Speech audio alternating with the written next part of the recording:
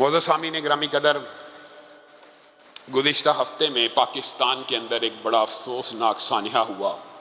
پشاور کی مسجد کے اندر بم کا دھماکہ ہوا۔ وہ مسجد جہاں پہ ہمارے پولیس کے ادارے اور انتظامیہ اور ساری کی ساری مشینری موجود ہوتی ہے، اس مسجد کے اندر حملہ آور نے حملہ کر کے 100 سے زائد مسلمانوں کو شہید کر دیا۔ انا للہ و انا الیہ راجعون۔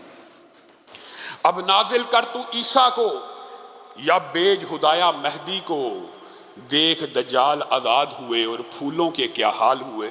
میرے بھائیو، حقیقت میں یہ مسلمان کو زیب دیتا ہی نہیں۔ نہ وہ شخص مسلمان ہو سکتا ہے جو اپنے کسی بے گناہ مسلمان کو قتل کرے، اور ایک کو نہیں۔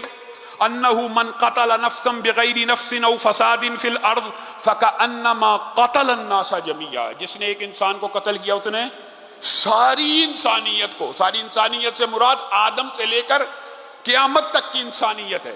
آج 7 ارب ہیں، ایک کو قتل کرنے کا جرم ایک کو نہیں ہے، ساری انسانیت کو قتل کرنے کا اس نے جرم کیا ہے۔ اور جس نے ایک کو زندہ کیا، اس نے پوری انسانیت کو زندہ کیا۔ اور جس نے کسی مومن کو قتل کر دیا، پھر اس کا عذاب یہ ہے کہ وہ ہمیشہ ہمیشہ کے لیے جہنم میں جلتا رہے گا۔ اور میرے بھائیو غور کرو، جس اسلام میں اسلحے کا اشارہ کسی دوسرے مسلمان کی طرف نہیں کیا جا سکتا، اشارہ، اسلحہ چلانے کی بات نہیں، اگر اسلحے کا اشارہ کسی دوسرے مسلمان کی طرف نہیں کیا جا سکتا تو کیا اس کو مارا جا سکتا؟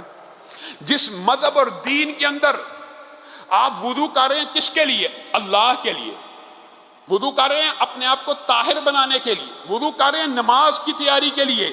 جس وضو کے اندر، جس دین میں وضو کے لیے پانی کو زیادہ بہانا جائز نہیں ہے، پانی کو زیادہ بہانا جائز نہیں ہے، اس دین میں کیا خون کا بہانا جائز ہو سکتا ہے؟ مسلمان جان کی قدر و قیمت خانہ کعبہ سے بھی بڑی ہے۔ اب بتائیے، کوئی بندہ اسلام کے نام پر ایسی کبھی اور رقیق حرکت کر سکتا؟ ممکن نہیں ہے۔ ہم یہ سمجھتے ہیں مسجدوں پہ حملہ انہی لوگوں نے کیا ہے جنہوں نے تحریح اسلام کے اندر سب سے پہلے مسجد کے اندر حملہ کر کے حضرت عمر کو شہید کیا تھا۔ وہ مسلمان تھا؟ ہرگز نہیں، مجوسی تھا۔ اس کے پیچھے جو لوگ ہوں سو ہوں، لیکن مسلمان کبھی مسجدوں کے اوپر حملہ آور نہیں ہو سکتا۔ اسلام کے اندر حربی کافر کے علاوہ حربی کافر کے علاوہ کافر کو مارنا جائز نہیں۔ ایک عام کافر ہے، ایک عام عیسائی ہے، ایک عام یہودی ہے، اس کا قتل جائز ہے؟ جائز ہی نہیں۔ جب تک وہ مسلمانوں کے خلاف تلوار کو نہ اٹھائے، جب تک وہ مسلمانوں کے خلاف جنگ نہ کرے، جب تک وہ مسلمانوں کے خلاف جنگ کرنے والوں کا ساتھ نہ دے، یہ کلیات ہے، یہ فقہی قاعدے ہیں، ان کافروں کا قتل جائز نہیں۔ عورتوں کا قتل حالت جنگ میں جائز نہیں، بچوں کا قتل حالت جنگ میں جائز نہیں، کھیتوں کا، فصلوں کا، درختوں کا کاٹنا حالت جنگ میں جائز نہیں۔ تو بغیر جنگ کے مسلمانوں کو قتل کرنا جائز ہو سکتا ہے؟ یہ بڑا اندوہناک سانحہ ہے، اور ہم یہ اداروں سے درخواست کرتے ہیں کہ غور کریں، یہ کون لوگ ہو سکتے ہیں، کن کو ایسی تکلیف ہوئی کہ اچانک مسجدوں کے اوپر حملہ آور ہو گئے؟ یہ ہمارے وہی درینہ دشمن ہیں، اور آپ یہ سمجھتے ہیں یہ مسلمانوں نے کیا؟ مسلمانوں کے کسی طبقہ فکر کو اس کی آڑ میں مجروح کر دیا جائے؟ اگر کسی مسلمان نے کیا، اس کو بھی سزا قرار واقعی ملنی چاہیے، لیکن ہم یہ سمجھتے ہیں، ایک فہم کا اختلاف ہو سکتا ہے، ہم یہ سمجھتے ہیں یہ مسلمان کر ہی نہیں سکتا، یہ کر ہی نہیں سکتا، ہمارا یہ نقطہ نظر ہے۔ اور اگر آپ سمجھتے ہیں کسی نے کیا ہے، اس کو عبرت ناک سزا دی جائے، اس کو شرعی سزا دی جائے۔ آپ قتل کے بدلے میں قتل تو کرتے ہیں، لیکن اس کو کہتے نہیں ہے کہ قصاصاً قتل کیا، قصاص سے چڑ ہے، قصاص میں تو زندگی ہے، قصاص میں تو حیات ہے۔ قتل کے بدلے لگا آپ نے بھی پھانسی دینی ہے، اس کو بس شرعی نام دینے سے آپ گھبراتے ہیں۔ ایسے مجرموں کو قرار واقعی سزا دینی چاہیے۔ دوسری اہم بات، جیسے آپ جانتے ہیں کہ متعدد پچھلے خطبات میں مسجد عمر بن خطاب کے حوالے سے آپ کے سامنے چند گزارشات کو رکھا تھا۔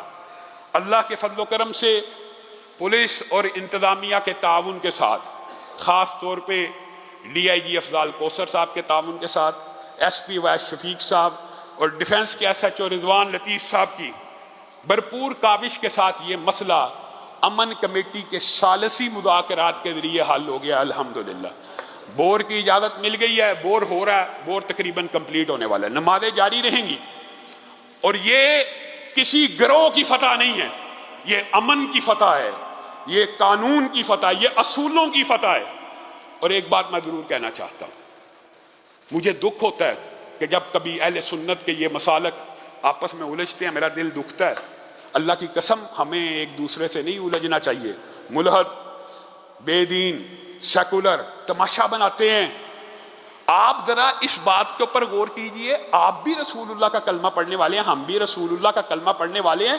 رسول اللہ تو وہ ہیں کہ جنہوں نے غیر مسلموں کو اپنی مسجد میں عبادت کی دعوت دی ہے۔ غیر مسلم عیسائی ہو، یہودی ہو، اس کو اللہ کی خالص عبادت سے نہیں روکا جا سکتا، نہیں روکا جا سکتا۔ تو آپ مسلمانوں کو عبادت کرنے سے، سجدے کرنے سے روکتے ہیں۔ آپ نے بھی یہی دین پڑھا، آپ کوئی دلیل تو لے کے آئیں۔ تو یہ ایک دوسرے کی مساجد کو روکنا، رکاوٹیں ڈالنا، اس سے اجتناب کرنا چاہیے۔ آخری بات کر کے میں اپنی بات کو ختم کروں گا۔ ایک نہایت افسوسناک سانحہ گزشتہ دنوں پیش آیا۔ ہمارے نو مسلم بھائی عبد الوارث گل، سبحان اللہ، ایک ایسا عیسائی پادری جس نے اسلام کو قبول کیا اور اس وقت سے اپنے خاندان کو بھی چھوڑا، ہجرتوں کی یادوں کو تازہ کیا، صعوبتوں، مشکلات کو برداشت کیا، 2000 سے زائد عیسائیوں کو اب تک مسلمان کر چکا ہے۔ یہ نوجوان عیسائی پادری ہوا کرتا تھا، مسلمان ہو گیا۔ اس کو یہ این جی اوز نے طاہر اشرفی صاحب کی قیادت میں دعوت دی۔ کس موضوع کے اوپر؟ جبری قبول اسلام کے حوالے سے ایک سیمینار تھا، اور این جی اوز کا دعویٰ تھا کہ پاکستان میں اسلام کو جبری طور پہ قبول کروایا جاتا ہے۔ ایمانداری سے بتائیے، ہم تو اتنے غافل ہیں، ہمارے ساتھ عیسائی 70-75 برس سے رہتے ہیں، ہم تو اتنے غافل ہیں، ہم ان کو تبلیغ بھی نہیں کرتے۔ اتنی غفلت ہے ہمارے اندر، کجا یہ کہ ان کو جبر کر کے مسلمان بنا لیا جائے۔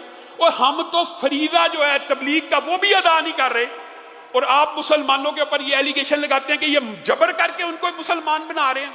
عبد الوارث گل نے وہاں پہ آواز کو اٹھایا کہ ہرگز اپنے دل سے اسلام کو قبول کیا ہے، اسلام کی حقانیت کو سمجھا ہے، قرآن کی آیات کو سمجھا ہے، قرآن کی آیات کو پڑھا ہے۔ قل هو اللہ احد اللہ الصمد لم یلد ولم یولد ولم یکن لہ کفوا احد۔ عیسیٰ اللہ کے بیٹے نہیں ہو سکتے۔ اور میرے عیسائی بھائیوں، عیسائیوں کو کہہ رہے ہیں عیسیٰ اللہ کے بیٹے نہیں ہو سکتے۔ آپ کی بائبل میں یہ حوالہ ہے، وہ مشنریز جو ایک خاص ٹارگٹ کے ساتھ آئی تھی کہ یہاں پہ جبری اسلام کا تصور پیش کیا جائے، وہ عبد الوارث گل بھائی کی تقریر کے اوپر سیخ پا گئے، احتجاج کرنا شروع کر دیا۔ اور حق تو یہ تھا، میں صرف رواداری اور مروت کی وجہ سے طاہر شرفی صاحب کی ذات کے حوالے سے کوئی بات نہیں کرنا چاہتا، لیکن طاہر شرفی صاحب، حق تو یہ تھا، آپ عبد الوارث گل کے ساتھ کھڑے ہوتے۔ آپ نے ان کو آگے کہا میں تم سے خوش نہیں، اور وہ تجھے خوش کرنے کے لیے یہاں پہ آیا۔ اس نے اپنے اللہ کو، رسول کو راضی کرنے کے لیے اپنی خاندان سے ہجرت کی ہے، اپنے خاندان کو چھوڑا ہے، وہ تجھے راضی کرنے کے لیے سیمینار میں آیا ہے۔ اور آپ کو بجائے یہ کہ اسلام کا ایک خوبصورت تصور اجاگر کرنا چاہیے، آپ اس نو مسلم کو تلیف قلب جس کا حق ہے، اکرام جس کا حق ہے، اور اسلام واحد وہ دین ہے، اسلام واحد وہ دین ہے جو بعد میں اسلام قبول کرنے والوں کو اپنے سے آگے کھڑا کر دیتا ہے۔ جو بعد میں اسلام قبول کرتے ہیں وہ آگے کھڑے ہو جاتے ہیں۔ اللہ کے فضل سے یہ مسلمانوں کے دل عبد الوارث گل کے ساتھ دھڑکتے ہیں۔ ابھی آ جائے، پرانے مسلمان ہے نا، وہ نیا مسلمان ہے، اللہ کی قسم اس کا حق ہے وہ پہلی صف میں کھڑا ہوگا۔ یہ مسلمانوں کے دین کی خوبصورتی ہے کہ جو بعد میں بھی آئے گا وہ آگے بڑھ جائے گا۔ آپ بجائے اس کے کہ اس کو تلیف قلب کرتے، اس کے دل کے اوپر مرہم رکھتے، اس کے موقف کے ساتھ کھڑے ہو جاتے، آپ نے اللہ رسول کے نام کے اوپر ساری زندگی سیاست کی ہے، اور آپ عیسائیوں اور یہودیوں کے حق میں وہاں پہ تقریریں کریں۔ اتنی نہ بڑا پاکی دامہ کی حقائق، دامن کو ذرا دیکھ، ذرا بند قبا دیکھ۔ آج پاکستان کا ہر مسلمان عبد الوارث گل کے شانہ بشانہ کھڑا ہے، اور طاہر شرفی صاحب کے اور انتظامیہ کے رویے کی مذمت کرتا ہے۔